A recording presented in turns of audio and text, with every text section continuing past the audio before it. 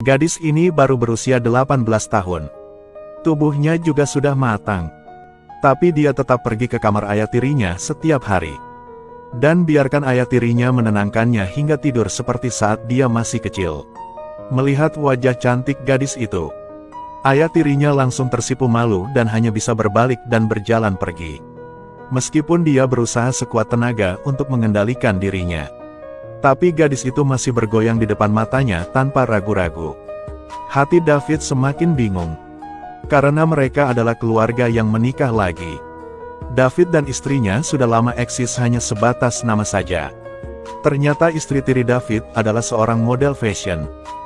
Dia berpakaian indah dan terbuka, keluar sepanjang hari.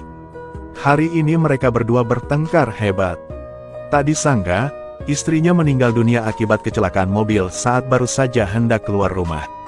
Ayah dan anak itu langsung berpelukan dan menangis.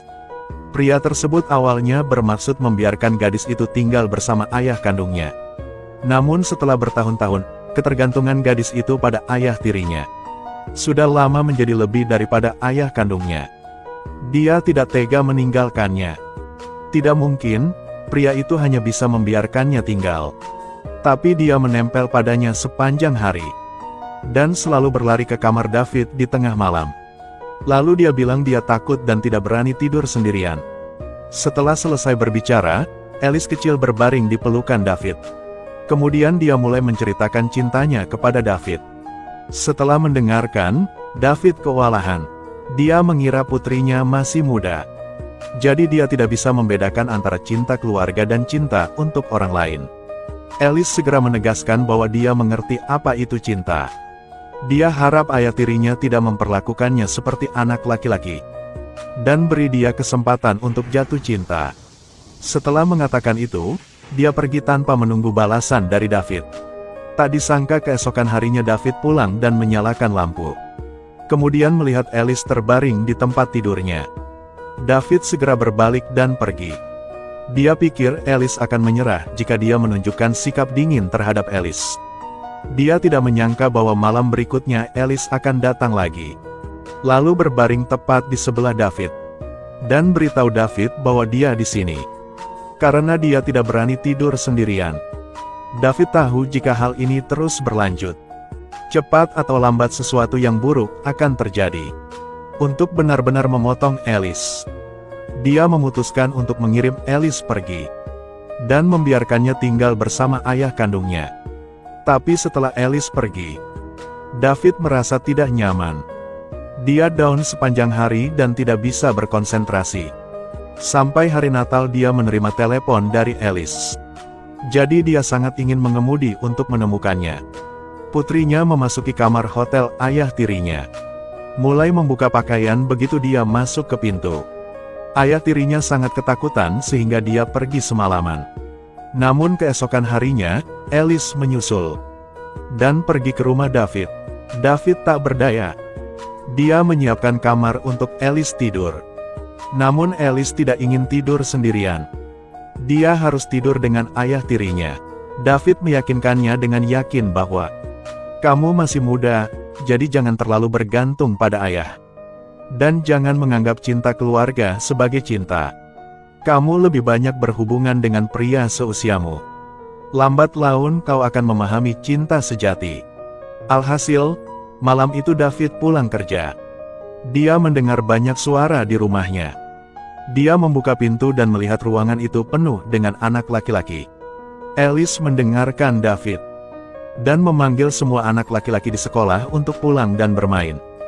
Bukan itu saja, ketika David pulang keesokan malamnya, David melihat anak laki-laki lain berjalan keluar kamar Alice. Melihat Alice terengah-engah. Pada saat ini David marah. Dia memberitahu Alice bahwa ini salah. Dan dia seharusnya tidak membuatnya marah dengan cara ini.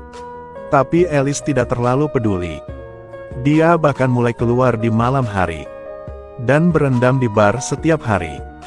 David sedikit khawatir, jadi dia terjaga sepanjang malam menunggu Alice pulang. Ketika dia melihat Alice kembali ke rumah dengan selamat, dia menghela nafas lega. Tapi melihat Alice menjadi semakin cantik, David tiba-tiba mengerti. dia akan memutuskan untuk mengikuti kata hatinya. Tanpa diduga, keesokan paginya, ayah kandung Alice datang ke pintu. Begitu dia membuka pintu untuk melihat, David panik. Namun ayah kandung Alice tidak berpikir banyak tentang hal itu. Dan ketika dia melihat ekspresi panik Alice, dia tiba-tiba merasa ada sesuatu yang tidak beres. Ia ragu-ragu untuk menanyakan beberapa pertanyaan. Akhirnya keduanya bekerja sama dan berhasil membodohinya. Lalu ayah kandungku pergi. Kupikir mereka akan hidup bahagia selamanya. Tapi sebuah kejadian terjadi. Malam ini, Alice tiba-tiba membangunkan David. Mengatakan bahwa gadis kecil tetangga itu sakit. Mereka berdua bergegas ke rumah tetangga untuk melihat. Gadis kecil itu sebenarnya sedang demam tinggi. Dia masih sendirian, dan ibunya belum pergi. Pekerjaan rumah jadi David dan Alice segera membantu memanggil dokter.